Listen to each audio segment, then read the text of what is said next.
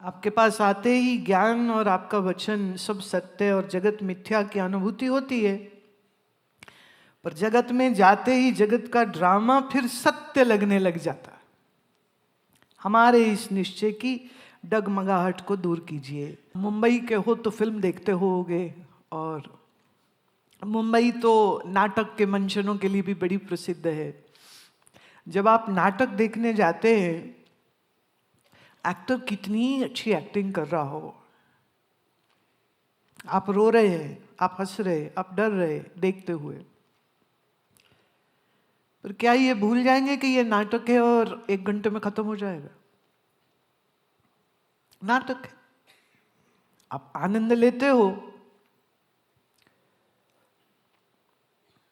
और खत्म हो जाए तो ताली बजा के आते हो। जगत तुमको वापिस सत्य क्यों लगता है, उसका सिर्फ एक सिंपल सा सलूशन देती हूं।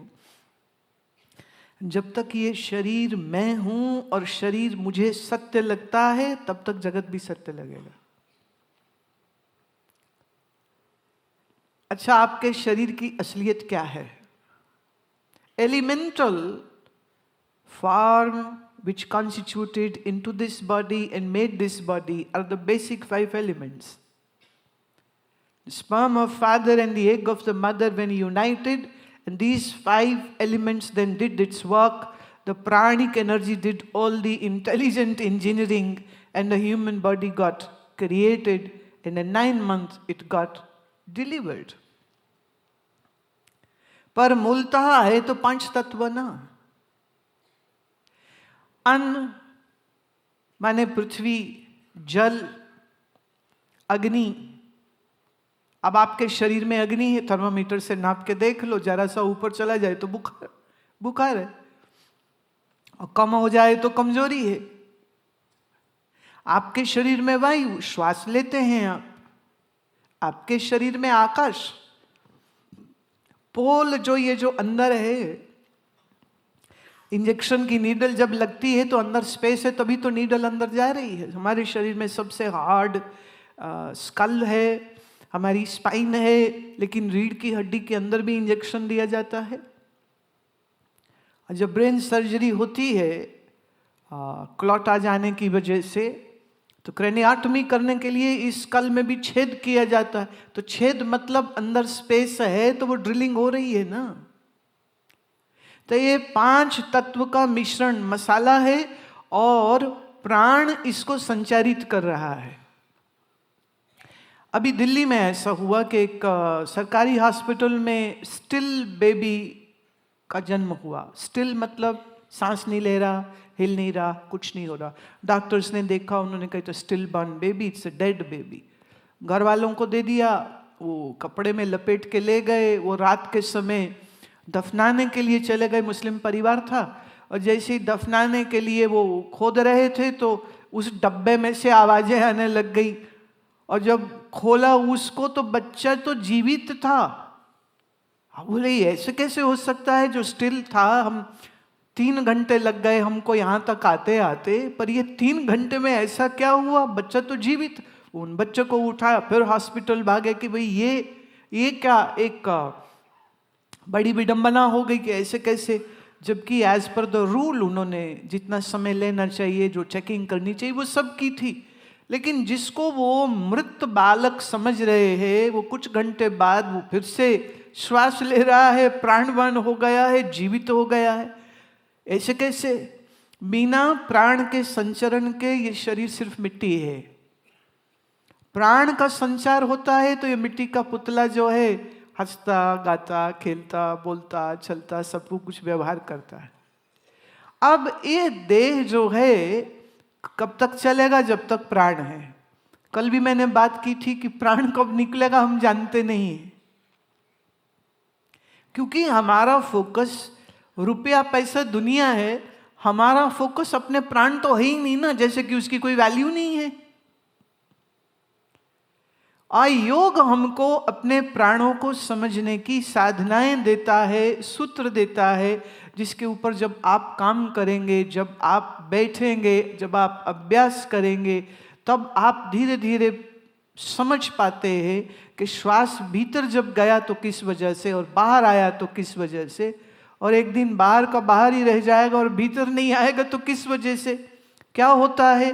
तो प्राण, अपान, व्यान, उदान, समान, ये जो 5 सब डिविजन्स है प्राणिक एनर्जी के, उसको अगर आपने समझा नहीं है तो निश्चित रूप से आप नहीं जान पाएंगे कि श्वास कब निकलेगा। पर जो इसके ऊपर काम करते हैं वो जान पाते हैं। 1 साल पहले, 2 साल पहले भी जान लेते हैं कि इस दिन, इस तिथि, इस घड़ी, इस पल पे ये शरीर प्राणहीन हो जाएगा। और ये कुछ हैरान होने की बात नहीं है, ये एक विज्ञान है। इस विज्ञान के ऊपर जो काम करते हैं वो समझ लेते हैं। और हमारी ये जो प्राणवान देह है, ये देह मैं नहीं है, और इस देह के अंदर जो मन बुद्धि है सो भी मैं नहीं है। जो विचार कर रहा है वो मन में नहीं, जिसमें भावनाएं उठती हैं वो मन भी मैं नहीं, जो सोच विचार निश्चय करती है वो बुद्धि भी मैं नहीं। तो शरीर, मन, बुद्धि, ये तीनों मैं नहीं हूं।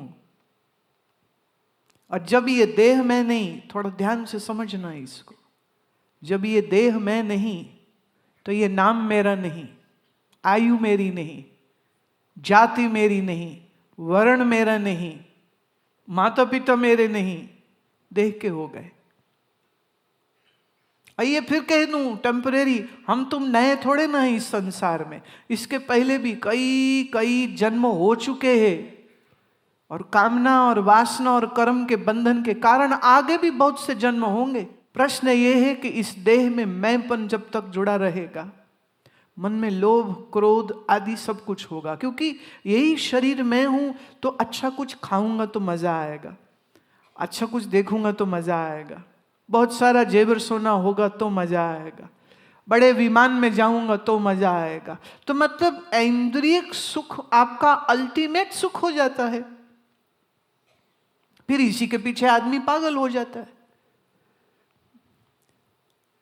लेकिन अगर विचारवान होगा और वो ये समझ ले कि ये देह मैं हूं नहीं, ये पंचभूत का पुतला मैं हूं नहीं, ये इंद्रिय, ये नेत्र, कर्ण, रसना, त्वचा मैं हूं नहीं, इस सुख दुख अनुभव करने वाला मन मैं हूं नहीं, मैं आत्मस्वरूप हूं, ये निश्चय होने पर विषयों का आग्रह रहेगा कि कम हो जाएगा कि बिल्कुल चला जाएगा।